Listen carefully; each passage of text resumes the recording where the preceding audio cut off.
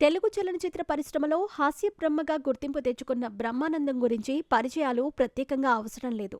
ఒక తెలుగులోనే కాకుండా ఇండియా మొత్తం మీద స్టార్ హీరోలతో సమానంగా భారీ పాపులారిటీ అందుకున్న కమేడియన్గా పేరు దక్కించుకున్నారు. ముఖ్యంగా కొంతమంది స్టార్ హీరోల కంటే ఎక్కువగా పారితోషికం తీసుకుంటున్న నటుడు కూడా ఈయనే. అంతేకాదు, దేశంలోని సినిమా బాక్సాఫీస్ వద్ద అత్యంత ఖరీదైన కమేడియన్గా కూడా పేరు సంపాదించుకున్నారు. ఇక సినిమాలలో సుమారుగా 1200కు పైగా చిత్రాలలో నటించి గిన్నీస్ బుక్లో స్థానం సంపాదించుకున్న బ్రహ్మానందం పుట్టినరోజు నేడు. ఈ నేపథ్యంలోనే ఆయన ఆస్తుల వివరాలు సోషల్ మీడియాలో వైరల్గా మారుతున్నాయి.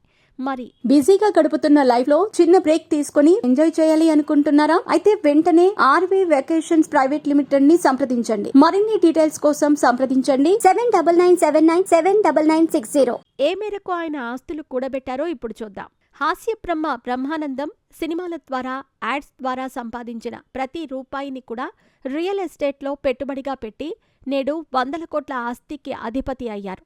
ఒక సినిమాలో నటించాలంటే రోజుకు 1,00,000 నుంచి 4 లక్షల వరకు పారితోషికం తీసుకునే బ్రహ్మానందం ఒక సినిమాకు ₹1,00,00,000 పైగానే పారితోషికం తీసుకున్న సందర్భాలు కూడా ఉన్నాయని చెప్పవచ్చు.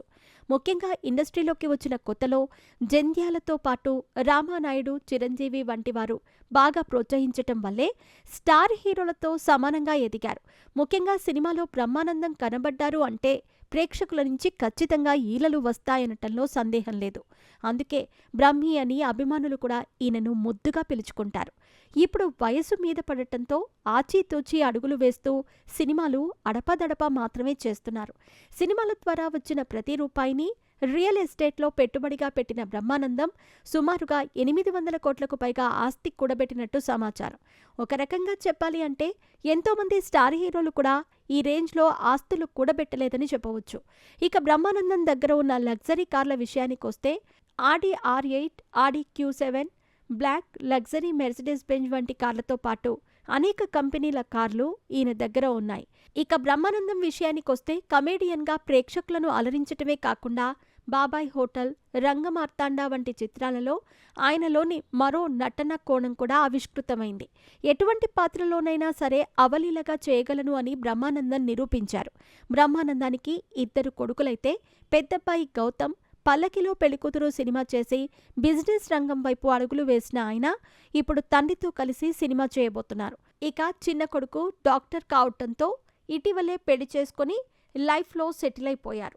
ఇక బ్రహ్మానందం నటుడు మాత్రమే కాదు, మంచి ఆర్టిస్ట్ కూడా. ఆయన వెంకటేశ్వర స్వామి ప్రతిమను ఎంత అద్భుతంగా గీస్తారో ప్రతి ఒక్కరికి తెలిసిందే. ఏది ఏమైనా ఈయన లాంటి గొప్ప నటులు ఇండస్ట్రీకి దొరకటం నిజంగా ఇండస్ట్రీ అదృష్టమనే చెప్పవచ్చు.